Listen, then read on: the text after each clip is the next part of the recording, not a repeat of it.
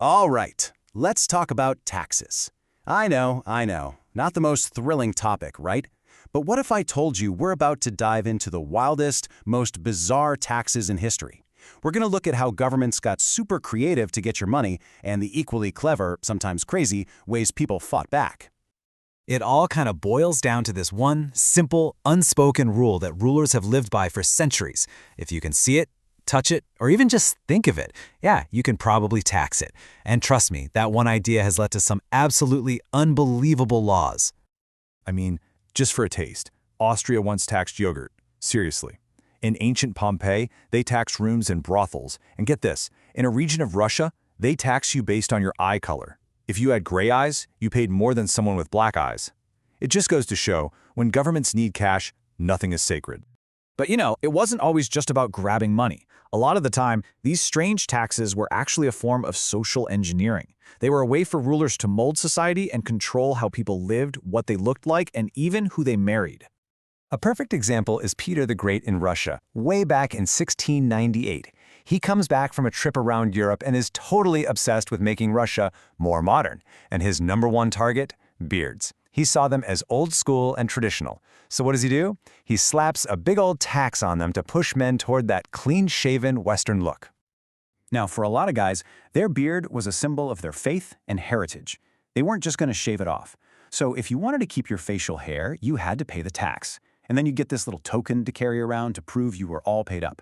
Of course, you could also just slip a bribe to the right person. That worked too.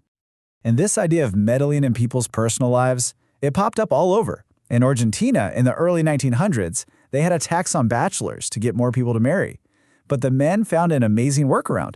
They hired professional lady rejectors to stage a fake romance and a public rejection just so they could say, "Hey, I tried," and dodge the tax. The Soviet Union's version, though, was way more intense. They taxed all childless adults, no exceptions, even for medical reasons. The goal was brutally simple: breed. And there was no clever way out of that one. Okay, so that's lifestyle stuff. But what happens when governments start taxing things you can't live without? Things like sunlight, soap, or even just having a little fun. This is where things can get, well, pretty dark, literally. So, picture it. England, 1696. The government is flat broke. They couldn't really track how much money people made, so they came up with a clever idea: a window tax. Their logic was pretty simple. Rich people have big houses, and big houses have lots of windows. So taxing windows was kind of like taxing wealth, right? So put yourself in their shoes for a second. The government starts taxing the light coming into your home. What do? How do you fight back against that? The answer was simple and brutal. They bricked up their windows. To this day, you can walk around London and see old buildings where the windows were filled in with bricks. But this act of tax protest had really serious consequences. It led to dark, damp homes without ventilation, which became breeding grounds for diseases. In fact, some people say this is where the phrase daylight robbery comes from. And if you thought taxing sunlight was bad, well, the British monarchy also decided to go after cleanliness.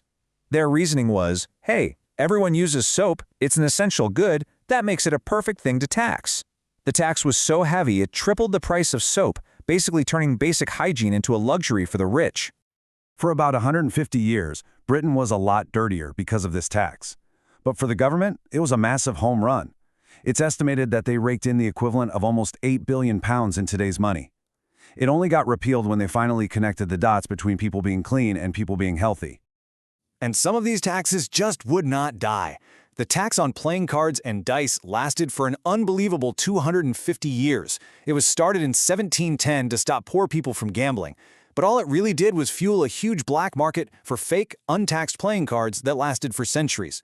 The rich, they just paid the tax and kept playing. It was finally repealed in 1960, not because of the black market, but just because people's views on gambling had finally changed.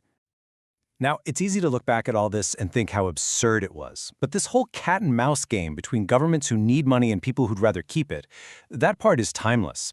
Let's jump to some much more recent examples. So in 2018, Spain rolled out what everyone immediately called a sunlight tax.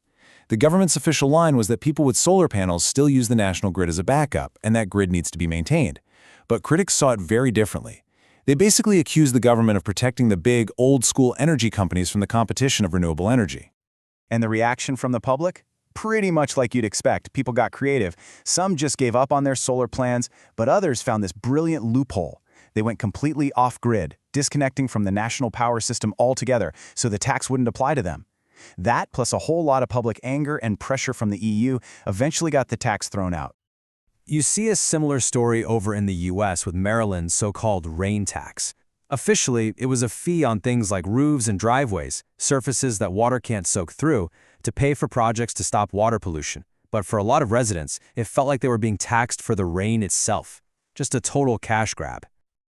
The pushback was huge. A lot of people just refused to pay. Others built things like rain gardens to get around it. Even local governments got in on the protest. One county cheekily set the tax at 1 penny. Another one just flat out refused to collect it at all. And eventually, the state had to back down. So you see the pattern here, right? A government imposes a tax, the people find a way around it. It really makes you wonder, are these bizarre taxes truly a thing of the past, or are we just seeing the same old ideas with a fresh coat of paint? I mean, let's look at something that just happened in September of 2024. India jacked up the tax on imported cooking oil. The stated goal was to help local farmers. Sounds good, right? Well, the problem is, India imports 70% of its cooking oil. There's just not enough local supply to meet demand. So it's another modern attempt at engineering the market, and who knows how it'll turn out. And this dynamic isn't new, it's ancient. To see just how far back this goes, let's look at one of the oldest and weirdest taxes ever, the coward's tax in England, all the way back in the 1100s. Knights who didn't feel like going to work could pay a fee to get out of it. They were literally taxing cowardice. Of course, the monarchy quickly realized this was a great way to make money, and it eventually just became another general tax. So that brings us to the big question. From taxing beards and bravery to sunlight and rain, the dance between the tax collector and the taxpayer has always been this creative, sometimes ridiculous, tug of war. Are these strange taxes really a relic of history? Or are we still paying for the exact same things? Social control, basic needs, our lifestyles, just under a different name. Something to think about.